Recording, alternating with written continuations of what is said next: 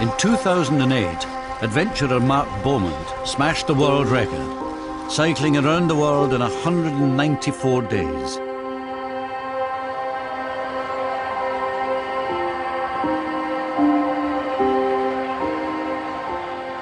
Now he's got an even more ambitious dream: to cycle the length of the longest mountain range on Earth, the Rockies and the Andes.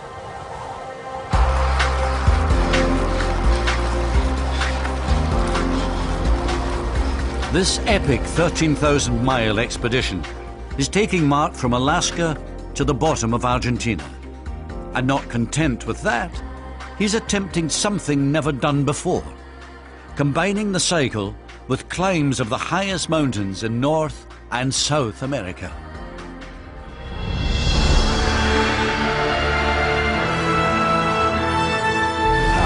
It's a 9-month expedition, and this time, Central America will take Mark's body and mind beyond anything he's experienced before.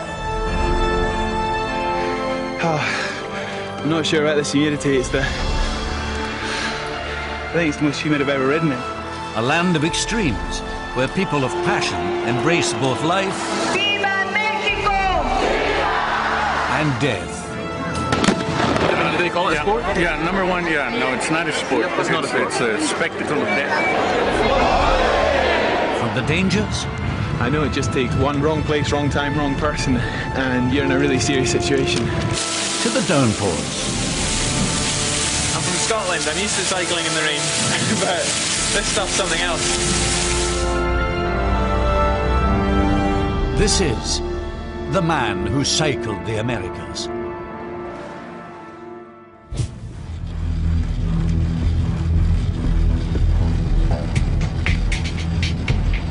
So far, Mark has been alone on the road for 98 days. Everything is about to change. In about a mile's time, I'm about to cross into Mexico. And, well, for the next 4 or 5 months, I'll be having to try and get by with the limited Spanish I've got. And, yeah, I think culturally everything will be very different.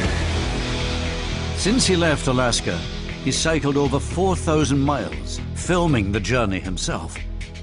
He's now approaching the US-Mexican border, just west of the twin cities of El Paso and Juarez. Leaving the safety of the US behind, the region he's about to enter is plagued by violence, drug smuggling, and murder. The reality is that, you know, there is a bit of trepidation about heading into Mexico. Just 2 days ago, 18 people were murdered in Juarez. It's really the borderlands that the drug cartels are fighting over. Mark's crossing the border into the Mexican state of Chihuahua. Here the dangers are considered so high, he must be joined by an escort, local photojournalist Julian Cardona.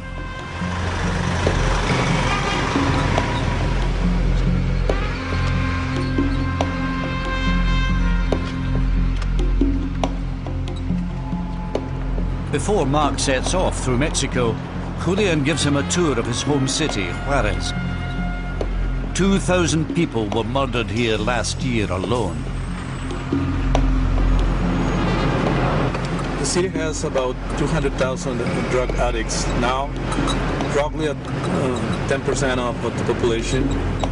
With the kidnap and drugs business fueling up to 20 killings a day, this is officially the most dangerous city on earth.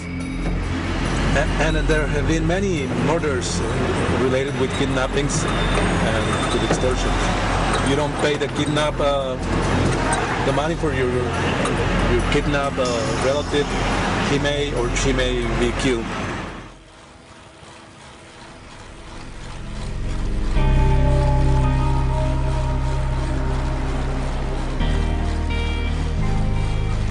With Julian on his tail, Mark's safely on the outskirts of Juarez, but he's not out of the danger zone yet. He's still got to pass through the heart of the Chihuahua region. Here, close to 1,000 people were kidnapped last year. Hola.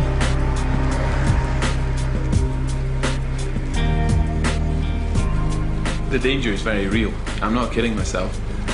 Having valuable equipment, Even just having my camera out and being witness to something I shouldn't, you know, a crime, makes me much higher risk than, and much more valuable than a lot of other Mexicans around me. It's very hard not to stand out.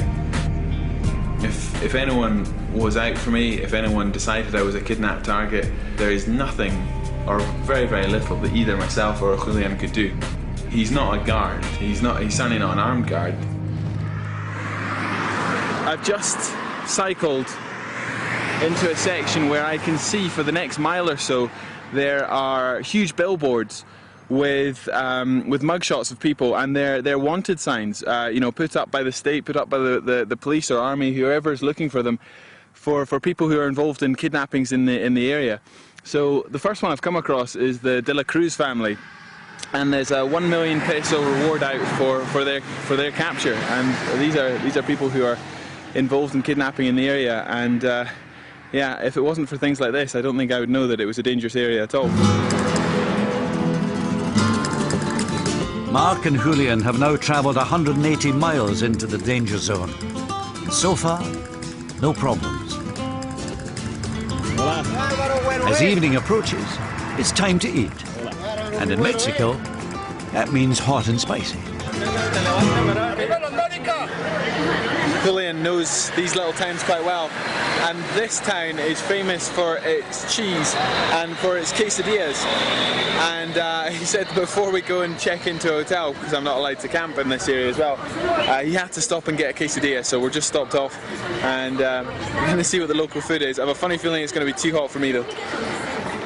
So what have you got? Quesadilla with asadero. Okay. So is this very, very spicy? Very, very spicy. Would you like to try it? No.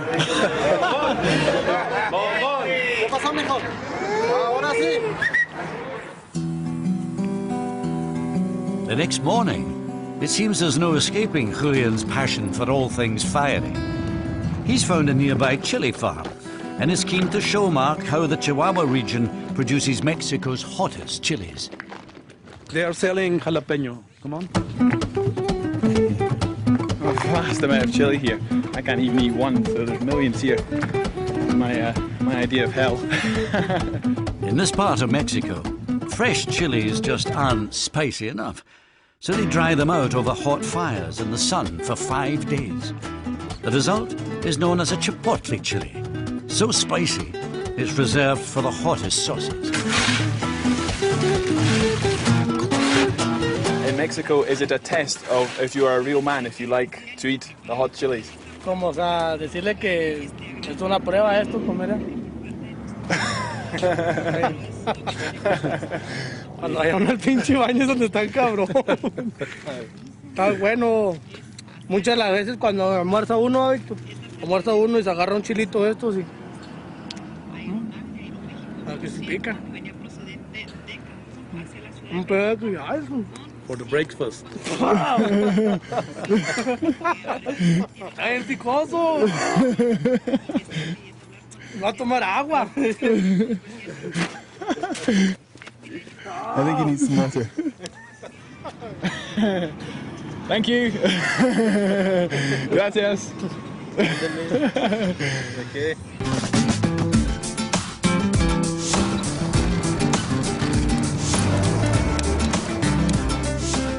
On day 101, Mark's arriving at the state capital, Chihuahua City. It was here in 1811 that a priest, Father Hidalgo, was held captive and executed. He was the hero who inspired the revolution against the Spanish government, leading to the independence of the Mexican people. But it's a much more recent memorial that grabs Mark's attention. This rather strange-looking monument is actually a protest. It's been put up here against the government to highlight the problems of the killings in the area. Each nail represents a girl, a woman that has been killed in Juarez, in the city of Juarez, in the last few years. Ni una más literally means no more. So it's people saying that, you know, no more women should be killed and caught up in in the violence. It's pretty sad.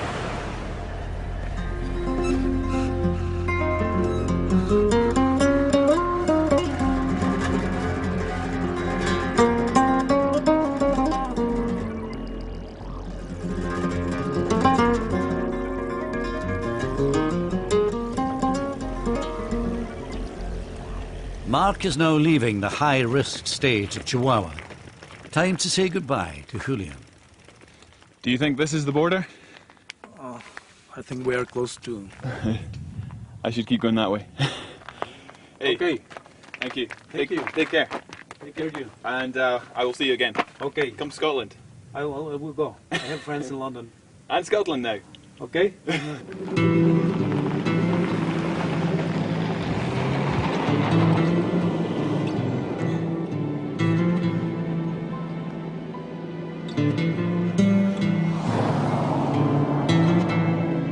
From here on, Mark's alone, and he's been warned he has to stay on his guard throughout Mexico.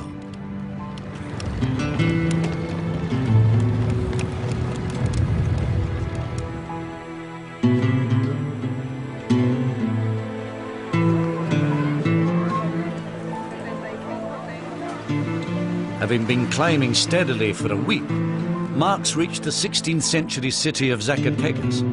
It's perched high on Mexico's central plateau at nearly 8,000 feet. His timing couldn't have been better. It's the Independence Day celebrations, and the hot-blooded Mexicans sure know how to party. I've absolutely no idea where I'm going, but it's always a good policy in any new city to get to the high point and get your bearings, so that's what I'm doing. Before it gets dark and before the party really starts, I'm seeing if I can find my way through these houses up these steps. It seems to be fairly straightforward. Whoa. I hope they're fireworks. Hope they're fireworks. It sounds like a war going on around me. But I've left the town centre now, and I've no idea where I'm going, but these steps look like they're going up the hillside. Sounds like I'm getting pretty close. I hope they're fireworks. If they're actually firing guns up here, I should probably be careful. They sound pretty realistic, don't they?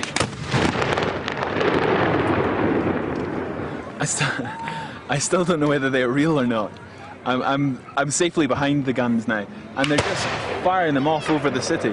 But I've no idea. They look pretty real, and they're loading with something. They might just be blanks.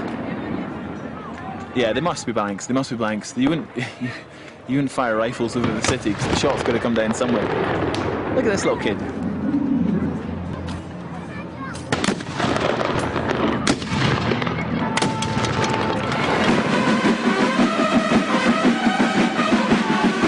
At 11 p.m. on the 15th of September, people all across Mexico unite, gathering as a proud nation to celebrate their independence from Spanish rule. ¡Viva México! ¡Viva México!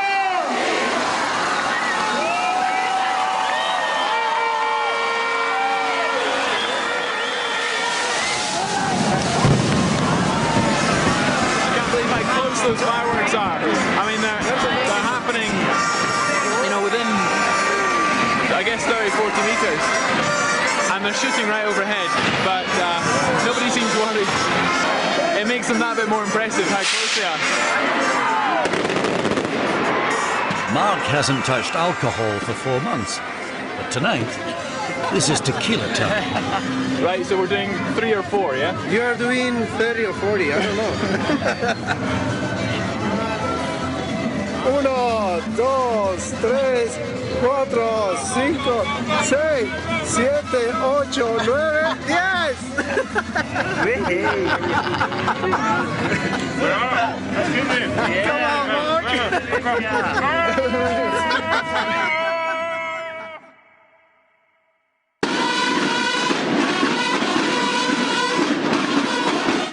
What a night. I've just woken up. It's 9 o'clock in the morning, and well, these Mexicans certainly know how to party. I've woken because there's the sound of a marching band outside. It's relentless. So, yeah, no rest. You hear that? So I'm gonna get up and go and see what's happening outside. Shake off this tequila.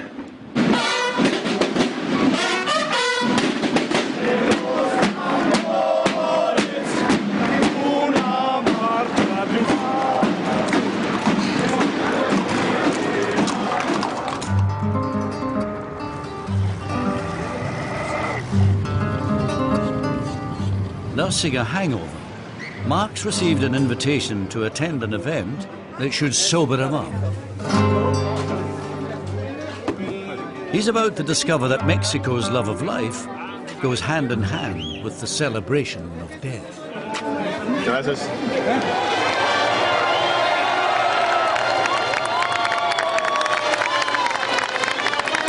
Mark has a rare chance to witness one of Mexico's premier bullfights.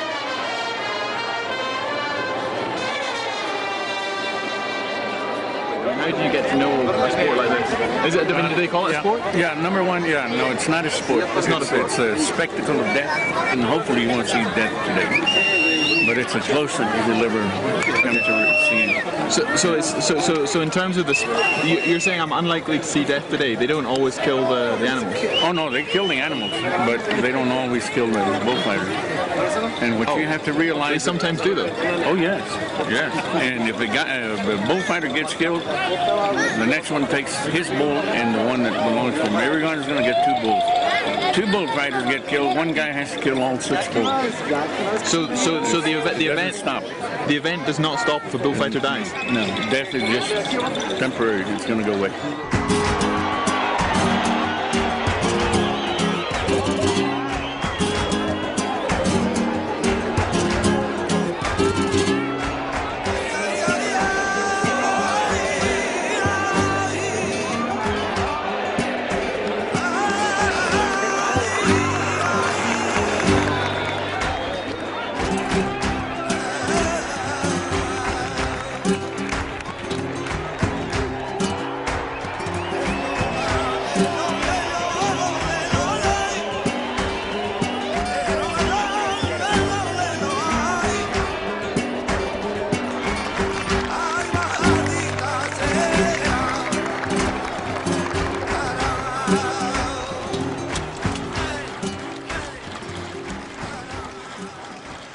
I definitely needed to get back on my bike after that. It was not my idea of fun at all. I mean, you got to appreciate it for its, its history and the theatre which goes with it. But it's impossible to escape the fact that it's just downright animal cruelty. I mean, it really is an unfair fight, and it's a nasty end. And so, being part of that big crowd, those bloodthirsty vultures just enjoying kill after kill was a little bit much for me.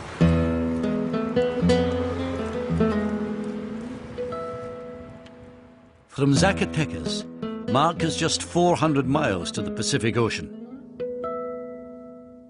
In his way stands the Sierra Madre Occidental Mountains, a continuation of the American Rockies.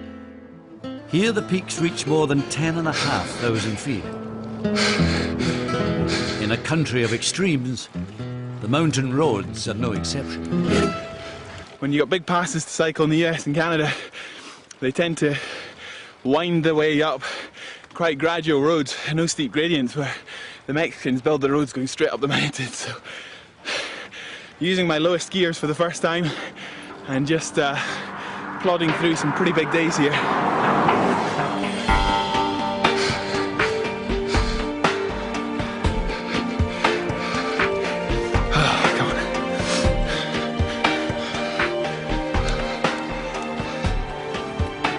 These climbs are steep, and I've already done 2 today which were about 15 miles each. So it's just the altitude, it's the ascent.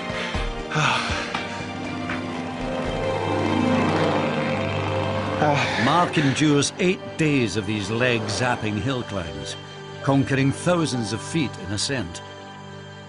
From here, there's only one way to the Pacific. It's definitely all worth it for the downhills. Look at this.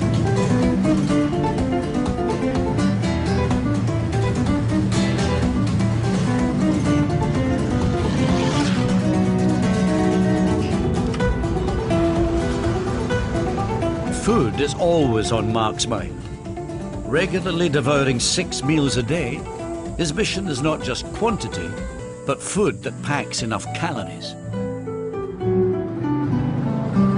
I'll head in and see if I can find something big enough and not spicy, which I can fuel myself up on. Mark needs to consume a high-fat, carb and protein diet, so he's looking for foods like chicken, pasta and pizza. Unfortunately, his hunger is not matched by his Spanish. ¿Tiene pizza? Pizza, ahorita no tenemos pizza. Déjate muestro la... Okay. Pero no pizza. Okay. Ok, es que te digo otra cosa. Tenemos también camarones o a la mantequilla, filete a la mantequilla, camarones a la mantequilla, ¿No me entiendes? I don't know. This is the challenge. I have absolutely no idea when it comes to further arrangements what they're saying. Mark eventually makes his order, although what it is and whether it's going to help satisfy his daily appetite for 6,000 calories is a mystery. Here, there seems to be options with everything, and I can't do options here. So there's this wonderful debate every time I order anything. It's a challenge. Got to keep my spirits up because it gets a little bit frustrating.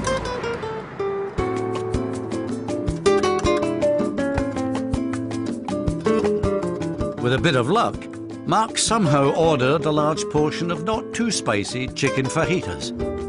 Good for 1,000 calories and a few hours of energy. Hit the jackpot with that. It is a bit of a lottery getting food out here yet. Despite the warmth of reception from the locals, Mark knows this is dangerous territory. So all the way through Mexico, he's been staying in cheap inns and motels to reduce the risk of kidnap. But tonight, he's way short of the nearest town. This looks like it'll be the first night camping in Mexico. Mark's been advised that if he does camp, it's essential to get off the road and out of sight by nightfall. You know, there's obviously a little bit of nerves because everyone's been delighted to tell me all these scare stories about Mexico and the fact that you'll be safe, but as long as you're out of sight at dark and all these things that, you know, standard precautions when you're in kidnap zones around the world. The dilemma is, he's stranded in the middle of a huge dry lake.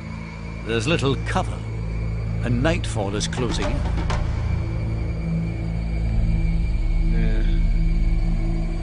I'll pedal on for a bit and see if I can find anywhere, but I've got to get off the road in the next 10 minutes, I reckon. Wonder if I can use these trees for shelter. I'll check it out. No, that's hopeless. It's flooded down there. I'll keep going. There's really not a lot of options around here. I'm a little bit worried right now. It's nearly 8 o'clock now and I can't see anywhere to camp.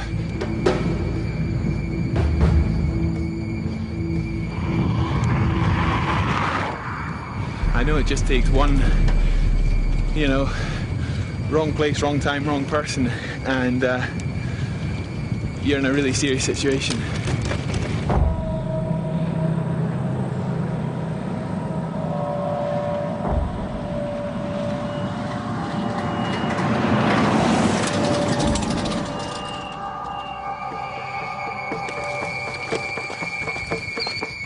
It's a very, very lonely place to be. All day, every day, you know, worrying about what could be very serious situations.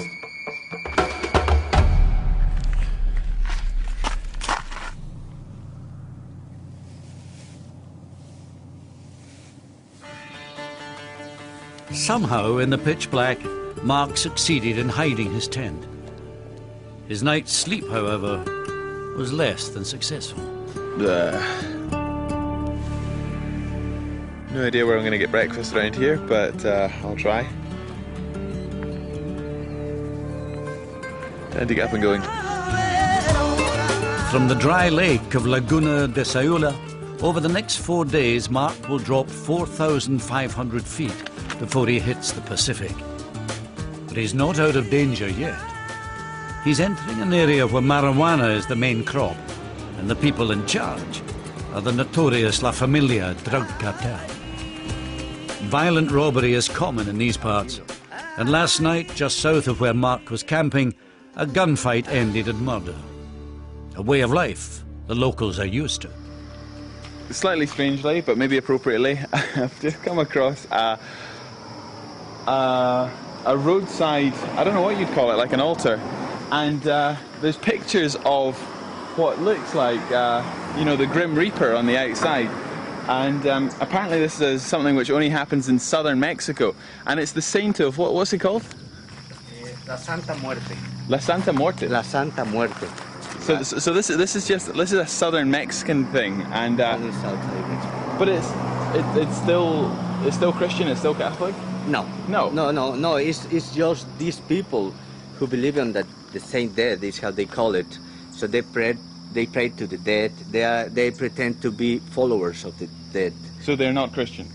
They are Catholics, but not Christian. And the Catholic Church doesn't accept this as a saint. Okay. It's just the people. Okay. Just people, especially people who do illegal murders, are who they feel like defended by the dead. And every day, I mean, these candles are freshly lit today. They are.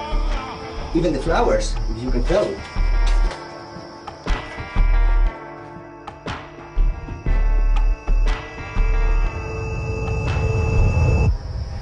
The prayer to Holy Dead. Oh, it's in English as well. It is. Almighty Father, I ask for your permission to invoke the Holy Death. Holy Death, take all envy, lack of affection and unemployment away from me, and I beg from the deepest of my heart and charity of your blessed presence to light up my house. Holy Death, pray thee our Father. I've never heard of anything like this. And they leave beer. This is full. They've opened it. Yes, they just opened them, but they're full. It's like they believe that saying that it's going to drink it, something like that. He likes beer. Maybe.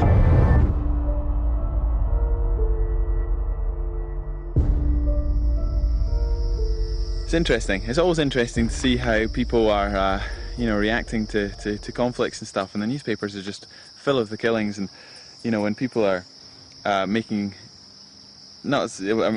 sacrifices and leaving, prayers and whatnot to Saint of the Dead, then I find that quite worrying.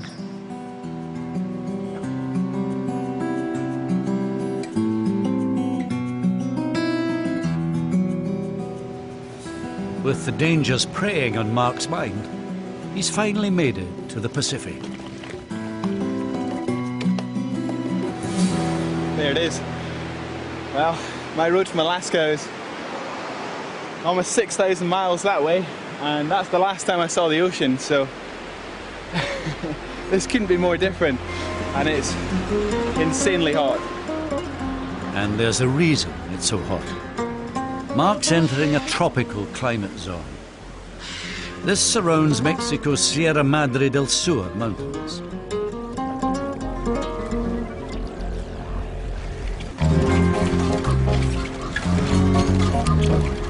But the blistering temperatures and hill climbs are not the enemy.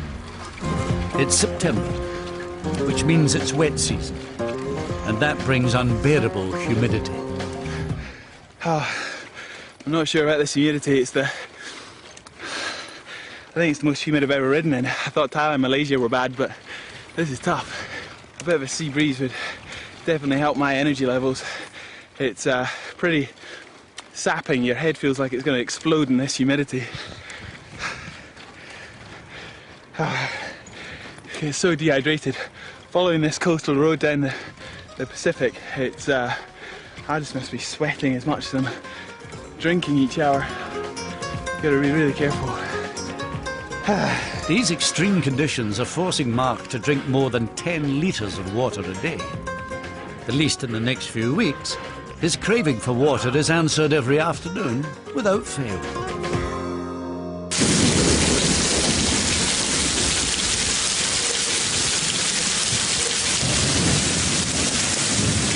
Feel that thunder. It's actually quite warm, but it's still tough to cycle in.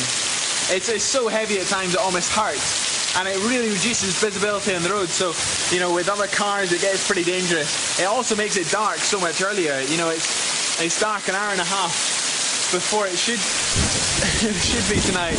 I've just made it to town. I've been cycling in this for the last hour and a half, 2 hours, and I'm gonna call it a day. No point in carrying on in this.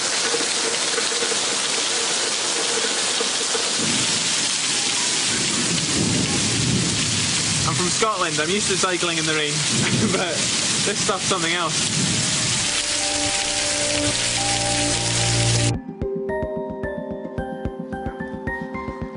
The morning always brings sunshine, and today, a change of country. Mark's been on the road nearly 5 months and is entering Guatemala, the land of the trees.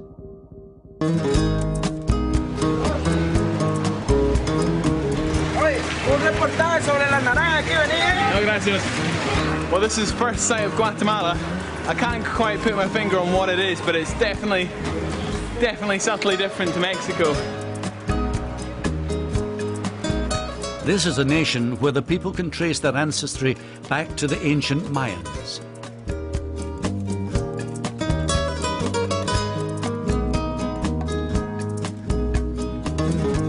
So far, Mark has filmed 6,500 miles of his journey alone. Quite an achievement, while cycling mostly one-handed. For a few days, and a few days only, I've got the luxury of chatting to this camera or this camera. And well, I guess it's like 130 odd days since I saw someone I knew in Alaska, so say hi. Go! And well, at least I'm vaguely acclimatized. He's suffering far more than I am at the moment.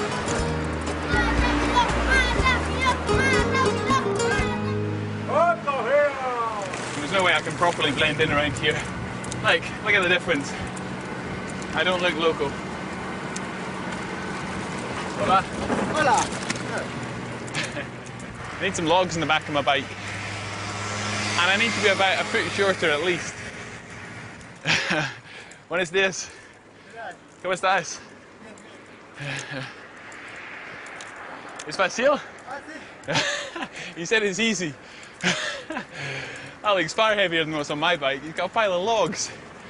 Va Argentina? No?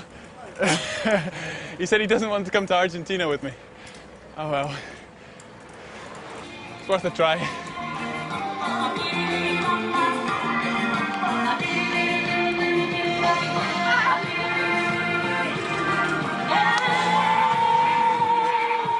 This is what I love about this part of the world.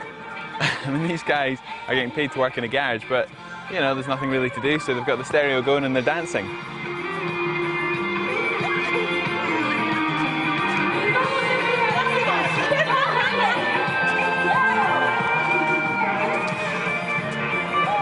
That sums up the feel you get from passing through this part of the world. Everyone's just... they're working, but they're playing harder. Oh, they've got to do some work now.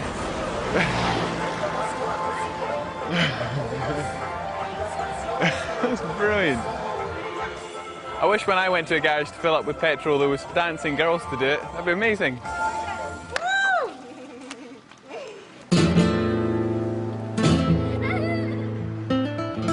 The reality is, having a well-paid job in Guatemala is rare. Here, 75% of people live below the poverty line.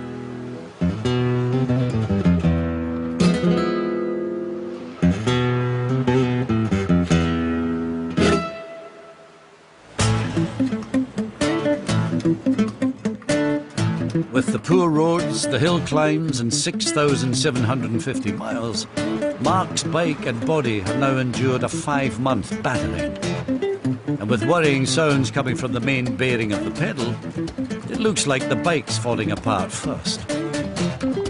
Luckily, he's tracked down a national Guatemalan race team mechanic to find out if the problem can be fixed. I'm thinking of French and Italian. ¿Es finito? ¿Se terminó? ¿Se terminó? Sí, ya se le terminó el tiempo de vida. Está el desgaste por los kilómetros ya el tiempo. Sí. Se acabó el tiempo de vida de este. The pedal bearing's completely shot. For a part that's designed for around 1,800 miles, Mark's abused it for more than 3 times that. I think this guy's used to working with the national cycling team where they've got a mechanic on hand at all times, so I'm sure he's disgusted that I'm using my kit till absolute breaking point.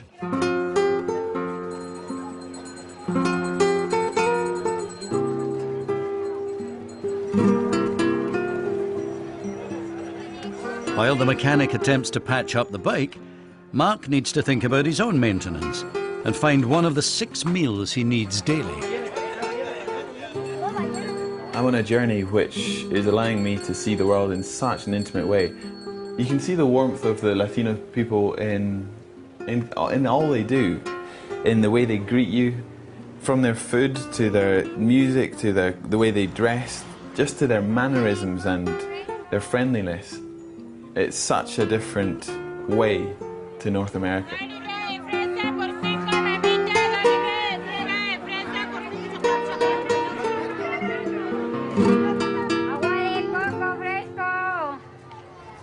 ¿Es posible para una más para mí?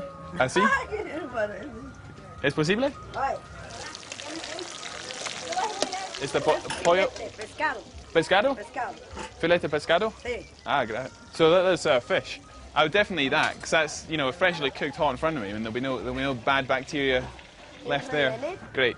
I've got lunch. Got lunch sorted. She seems thoroughly amused by the whole thing. When you're not feeling at home in terms of not being able to speak the language or really feeling familiar with it all, it's wonderfully comforting to see that and feel that warmth of spirit. That's fantastic. And you know that's safe, you know, that's the thing. Trying to find the right amount of food and food you can trust. And for me, food that's not spicy. Mucho delicioso. Sí, sí. Bien rico está. Sí. Bien rico está.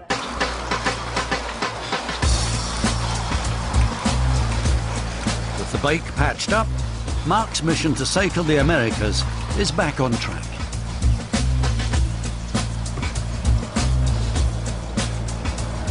Hopefully, if all goes well, I should make it to Argentina without any more mishaps.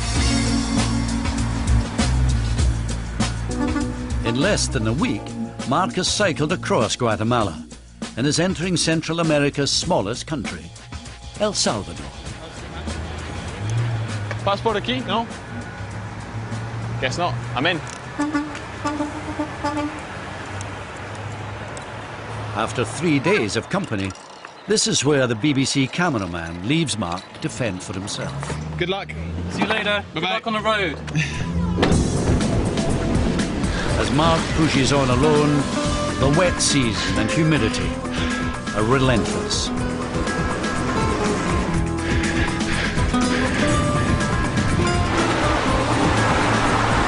There's loads of these tunnels along the coast, and they're actually quite nice. They're a break from the midday sun. Some of them are quite long, 300-400 meters, but yeah, they're a good bit cooler than out here. The extreme climate is the least of Mark's problems. He's about to discover that leaving El Salvador is much harder than getting in.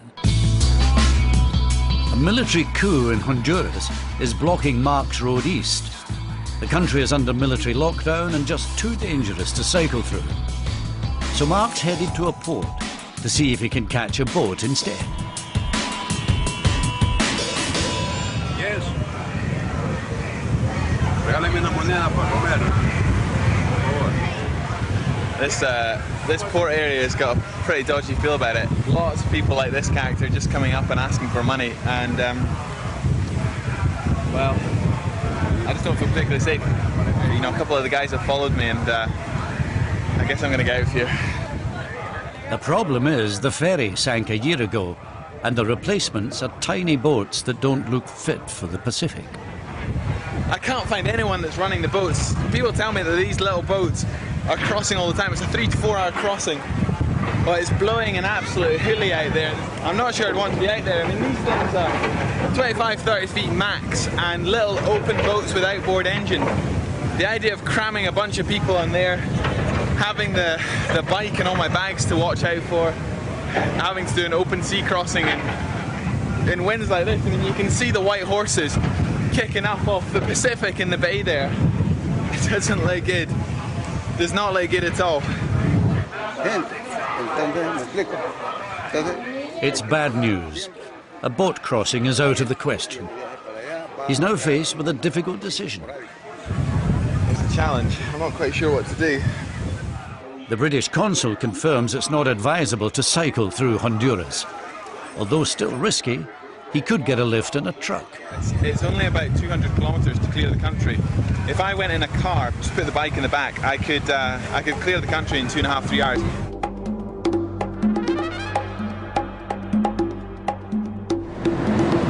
I'm now driving through Honduras. You gotta be flexible in journeys like this, and there's no other way to get through safely.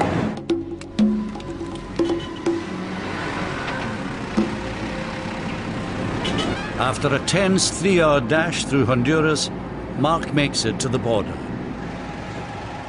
Glad to be here, because this morning things were not looking good.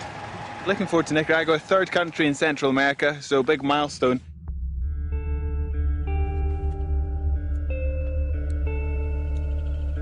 This is the land of the volcanoes.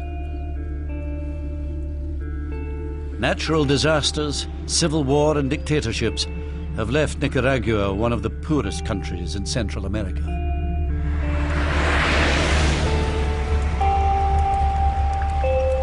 Here, children often start their working lives below the age of 7. ¿Cómo enciende todo? No es de moto. Pero, ¿cómo?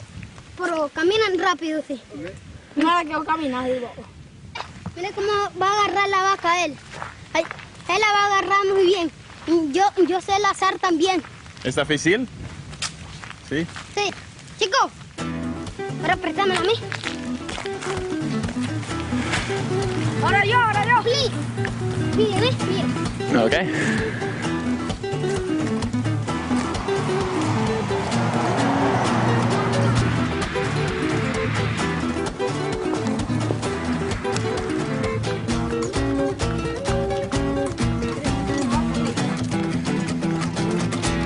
That is a tough living.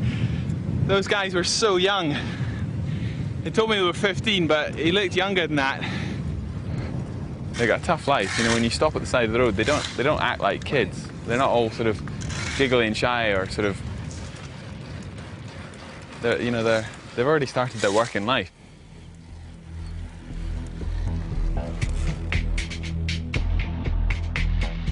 In just over 5 days, Mark's pushed on through Costa Rica and has arrived in Central America's most southerly country, Panama. With no let-up in the wet season, the cycling conditions are appalling, and the daily deluge is testing Mark to the limit.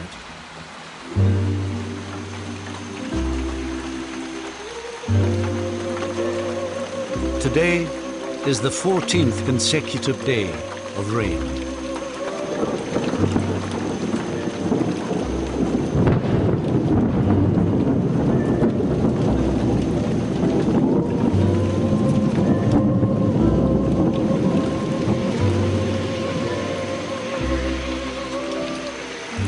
I'm truly sick of the rain now.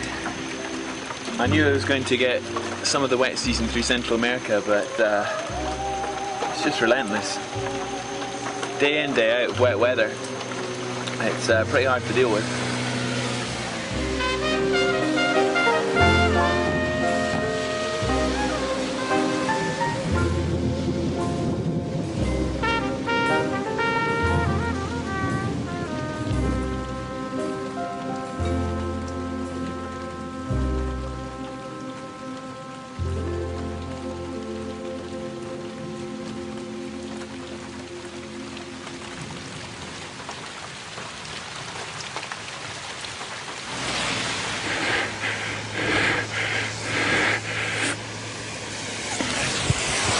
And there's worse to come.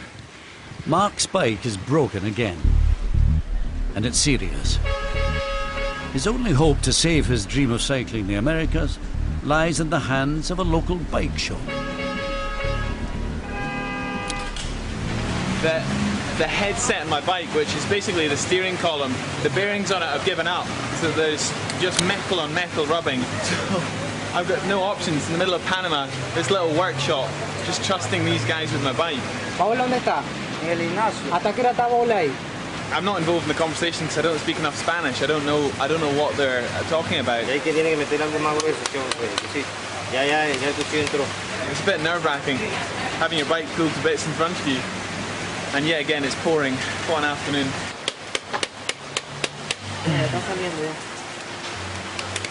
I don't like having to take hammers to my bike at all. The fact that they've just taken a bit out of there with a chisel.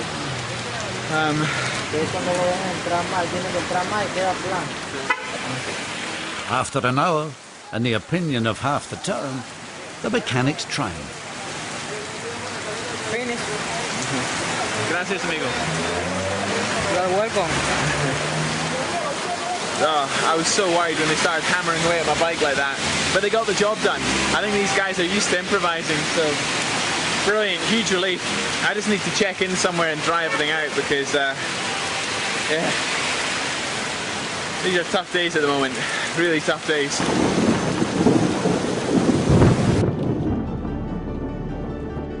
Having battled through bike trouble, the wet season, and survived danger and humidity, Mark has reached a halfway point of his adventure across the Americas.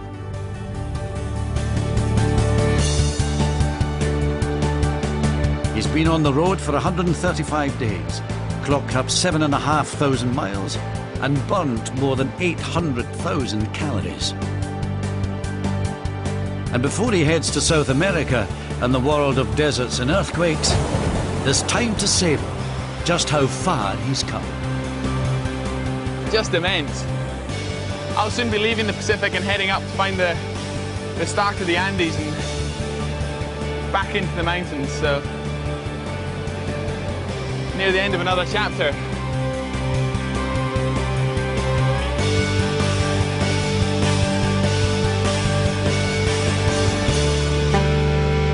South America, here we come. Next time, Mark faces an alien world. This terrain is unbelievable. I've never seen anything like it. Soul-destroying winds. There's no way I can cycle into that hour on hour. The solitude of the desert. It's unique, it's stunning. Emptiness is its charm. And his biggest challenge yet, Mount Aconcagua.